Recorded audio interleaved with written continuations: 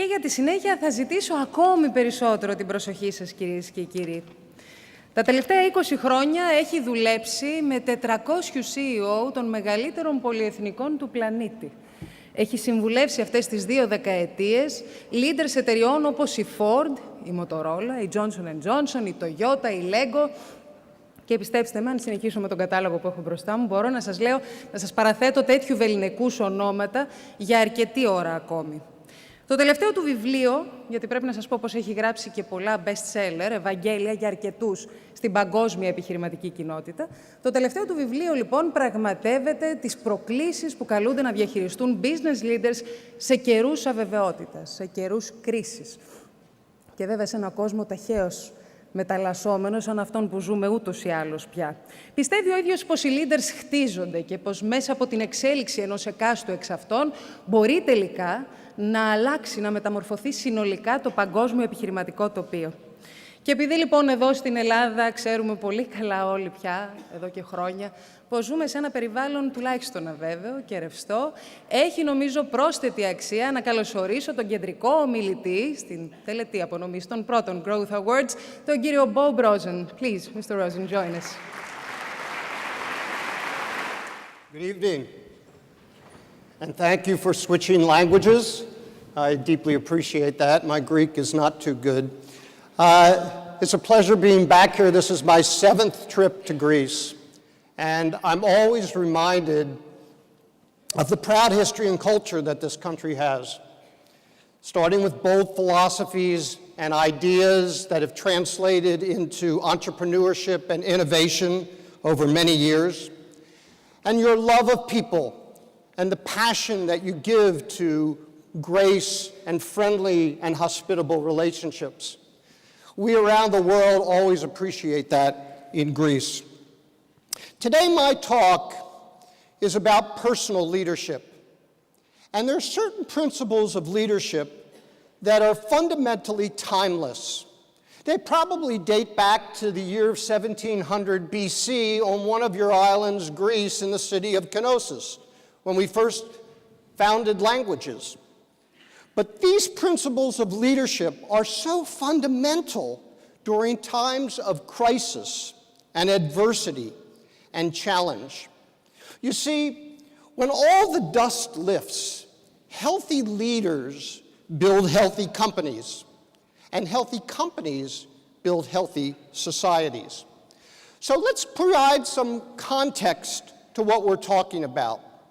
If we could all collectively go up on a plane at 50,000 feet, we would discover that the world is changing faster than the ability of leaders to reinvent themselves. Because regardless of the size of your company, or the sector that you work in, or the country or industry that you live and work, everybody is facing these 6 primary disruptors. These disruptors can be positive or they can be negative. They can be good or they can be bad. Take speed, for example. The pace of speed is speeding up, forcing us to see faster, think faster, feel faster, and act faster. Impermanence tells us that stability is an illusion, and that we are all living in unpredictable and uncertain times, more for some than others. Complexity has increased in the last 10 years with technology and new ideas and knowledge and more choices in the marketplace. Everybody is grappling with transparency and living in a glass bubble. Issues related to governance and clear and open and transparent governance. Issues around big data and the Internet of Things and the need for relationships to be more intimate and more authentic in the new economy. Competition comes from everywhere. Competition for talent, for customers, and for money, as you know very well. And then also the issue of globalization.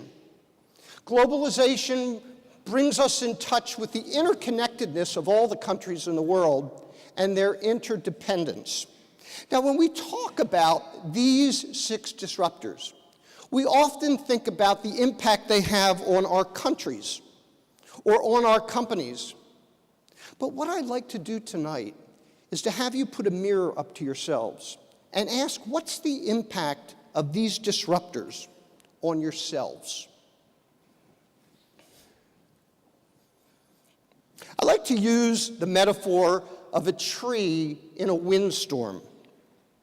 Imagine when you look at that tree, you see the trunk and you see the branches, and the tree is swaying back and forth.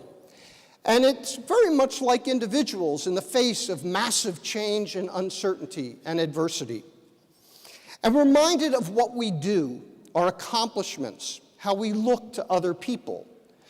But what we often forget is that the hidden foundation, the roots of that tree, hold that tree in place in the face of massive winds and uncertainty and crisis. And as individuals, we are held in place by our personal roots, our values, our character, our consciousness, our health, and who we are as human beings. This is very important because many of us grew up in an environment where the paradigm of leadership was that what you do defines who you are. And that is still important. But what we have learned more today about leadership is that we have to change the paradigm of thinking about leadership, and that who you are as a grounded, healthy human being drives what you do. See, we are rooted in 6 fundamental roots that ground us, which are so critical during times of change, during times of instability, during times of crisis and great recessions. And I'd like to talk about these 6 roots and the impact that they have on you. The first is your physical health. Speed drives the need for physical health, being in touch with your body, having energy to do your jobs, and energy to replenish yourselves in the face of stress, and the ability to live a peak performance lifestyle. The recession beats down on the physical body, and it's very important for us to invest in our bodies. If we don't, we burn out and we break down. The second root is our emotional health, which is how we feel. This starts with self-awareness, understanding our strengths and our shortcomings and vulnerabilities. Many people in this room equate vulnerability with weakness. But during a time of adversity, you can't think that way because uncertainty breeds vulnerability. We are all vulnerable every time we breathe. And that's something that the best business people understand. Another part of our emotional health is we understand that we live on a continuum of emotions, from our negative emotions, which are about anger and sadness and anxiety, and our positive emotions, which are hardwired inside of us, like hope and compassion and faith and generosity and love. Yes, love. And the best leaders live in their positive emotions, and then when they go down to their negative emotions, they course correct quickly. I'm reminded of the story of Nando Perato I met several years ago in London.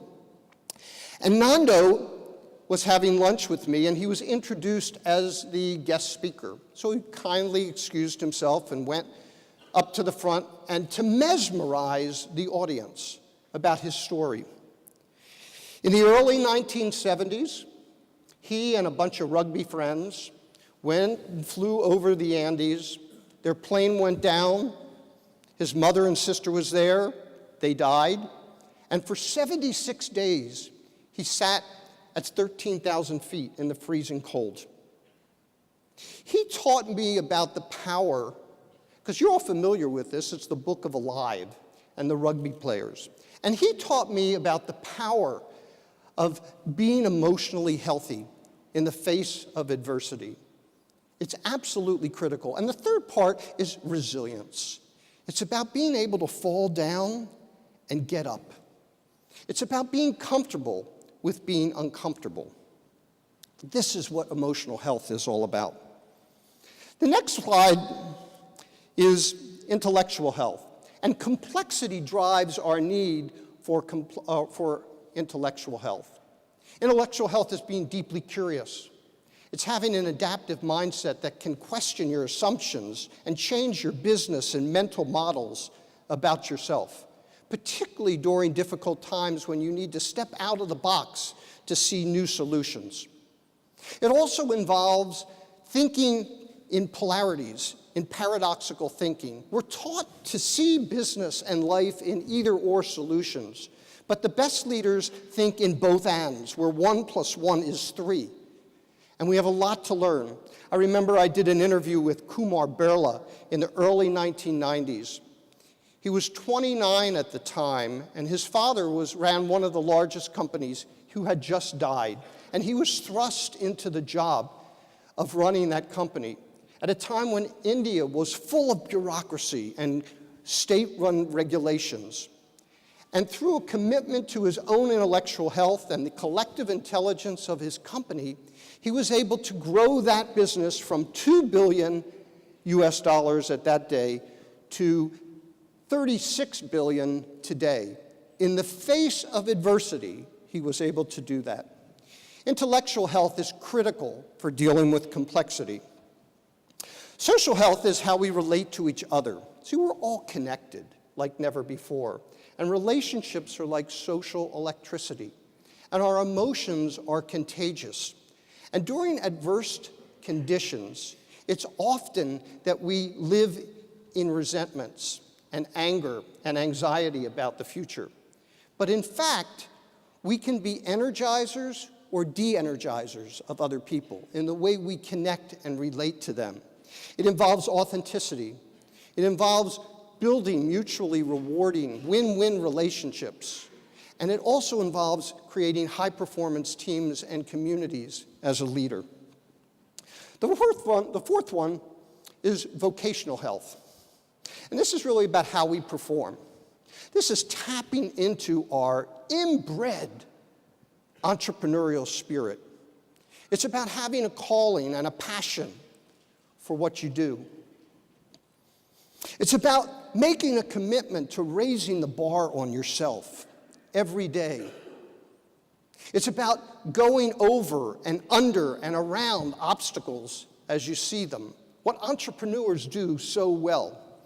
I'm reminded of Alan Mulally, who I've known for years, who left Boeing and took the job at Ford Motor Company when they were losing $13 billion that year.